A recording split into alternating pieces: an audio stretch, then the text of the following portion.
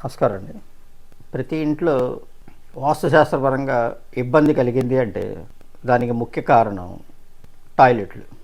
ఈ టాయిలెట్లు apartment culture వచ్చిన తర్వాత ఈ బిల్డర్స్కి అంటే ఈ బిల్డర్స్ దానికి సంబంధించిన ఇంజనీర్స్కి ఎక్కడ ఖాళీ దొరికితే అక్కడ ఒక 4 అడుగులు ఖాళీ దొరికిందంటే అక్కడ ఒక టాయిలెట్ పెట్టడం, అంటే బిల్డర్స్కి ఎక్కడ ప్లేస్ వేస్ట్ చేయకుండా ఆ ఉన్న ప్లేస్లో వాళ్ళకి బెడ్రూమ్స్ రావాలి, అదే ప్లేస్లో టాయిలెట్లు అటాచ్డ్ రావాలి.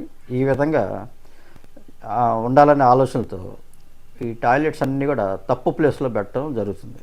ముఖ్యంగా నైరుతిలో టాయిలెట్ ఉండకూడదు. ఎక్కడెక్కడ ఉండకూడదో చెప్తున్నాను. ఉత్తర వాయువ్యంలో టాయిలెట్ ఉండకూడదు.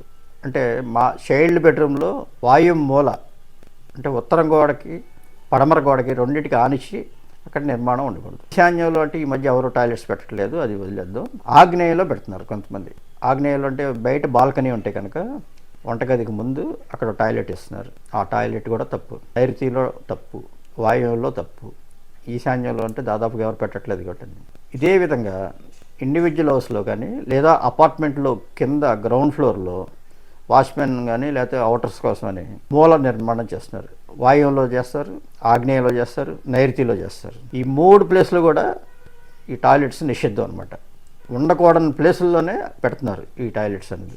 టాయిలెట్ ఎక్కడ ఉండాలి అనే విషయానికి వస్తే మన ఇల్లు పొడవు వెడల్పుని బట్టి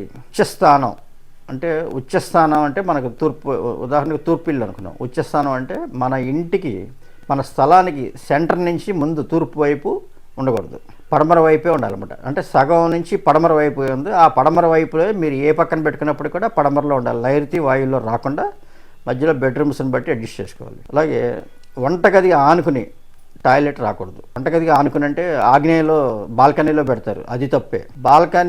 వంటగదికి ఆనుకుని ఆ గోడ అడ్డం ఉంటుంది. ఒక చిన్న అది బాల్కనీలో బయట బాల్కనీ అవ్వచ్చు, దక్షిణ పక్క బాల్కనీ అవ్వచ్చు, తూర్పు బాల్కనీ అవ్వచ్చు, లేదా యువతలు ఇంకొక బెడ్రూమ్ ఉండి డైనింగ్ ప్లేస్లో కొంత గ్యాప్ తీసుకుని అక్కడ ఒక టాయిలెట్ కడతారు వంటగదికి ఆనుకుని. ఆ విధంగా కూడా నిర్మాణం చేయకూడదు. అంటే మన ఇల్లు స్థలంలో మన ఇంటి మొత్తంలో సగభాగం అంటే తూర్పు వైపు ఏ దిక్కైనప్పటికి కూడా మొత్తం పొడవు పడమర తూర్పు పొడవు తీసుకుంటే కనుక సెంటర్ నుంచి తూర్పు వైపుకి టాయిలెట్లు ఎక్కడ రాకూడదు, పడమర వైపే ఉండాలి.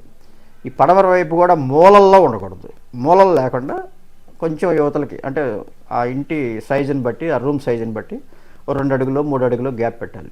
అలాగే కొన్ని ఇళ్ళు కానీ, కొన్ని విల్లాస్ కానీ, కొన్ని అపార్ట్మెంట్స్ కానీ నేను చూడటం జరిగింది.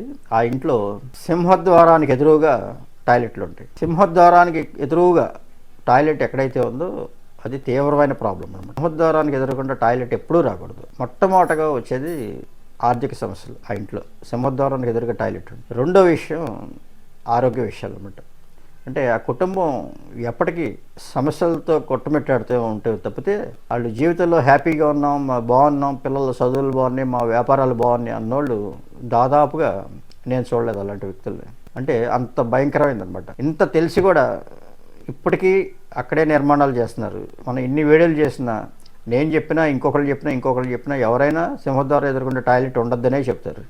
అయినా కూడా ఇంత అవేర్నెస్ తీసుకొచ్చినప్పటికి కూడా ఇప్పటికీ అలాగే కొన్ని నిర్మాణాలు జరుగుతున్నాయి. ఇంకా అలా అదృష్టం లేదు, అట్లాంటి ఇల్లు తీసుకుంటున్నారని అనుకోవాలి తప్పితే మనం చేయగలిగింది లేదు. ఇట్లా ముఖ్యంగా ఈ టాయిలెట్స్ విషయంలో జాగ్రత్తలు తీసుకుంటే ఎటువంటి ఇబ్బందులు లేకుండా మనుగడ సాగించవచ్చు. వాస్తుపరంగా మనకి ఇబ్బంది వచ్చిందంటే ప్రధాన కారణమైంది ఈ టాయిలెట్లే.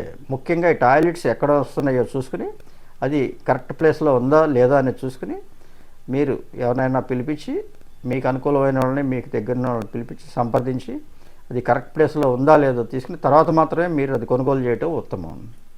అట్లా జాగ్రత్తలు తీసుకుంటారని ఆశిస్తున్నాను. నమస్కారం.